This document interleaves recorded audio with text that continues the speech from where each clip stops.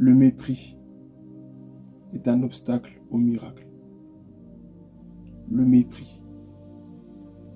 Le mépris qui est relié parfois à la familiarité, à l'habitude, est souvent un obstacle au miracle, un obstacle à la bénédiction que Dieu a pour toi, pour moi. Je vais prendre pour exemple l'histoire de Jésus dans le livre de Matthieu, chapitre 13, au verset 54 jusqu'au verset 58. Je ne vais pas le lire, mais pour ceux qui sont curieux, vous le lirez chez vous, dans Matthieu chapitre 13, verset 54 à 58. Jésus revient à Nazareth. Et les gens disent, mais n'est-ce pas Jésus, le fils de Marie et de Joseph? On connaît ses frères, on connaît ses sœurs. N'est-ce pas lui, n'est-ce pas lui? Et la Bible te dit au verset 57, il représentait un obstacle pour eux. Mais Jésus leur dit, un prophète n'est méprisé que dans sa patrie et dans sa famille. Et au verset 58, il est écrit, il ne fit pas beaucoup de miracles à cet endroit. Mais pourquoi?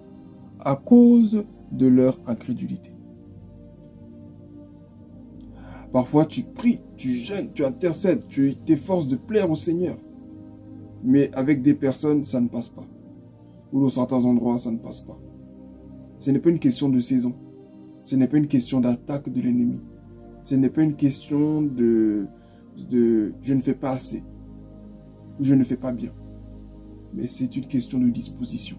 Pour qu'une mission soit réalisée, pour qu'une mission soit accomplie, il faudrait déjà, premièrement, que la personne que Dieu appelle soit disposée pour obéir au Seigneur. Qu'elle soit disposée à transmettre ce que le Seigneur lui a confié. Parce que la mission que l'on reçoit, les dons que l'on reçoit, ce n'est pas pour nous, mais c'est pour les autres.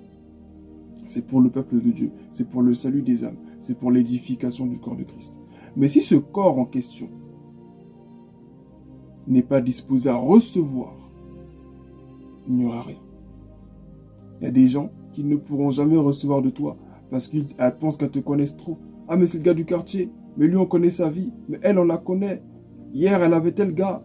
Comment elle peut être prophétesse des nations? C'est pas possible. Comment est-ce qu'elle peut être évangéliste ou pasteur? Comment est-ce qu'aujourd'hui, elle peut nous parler de Jésus? C'est pas possible. Leurs cœurs font obstacle.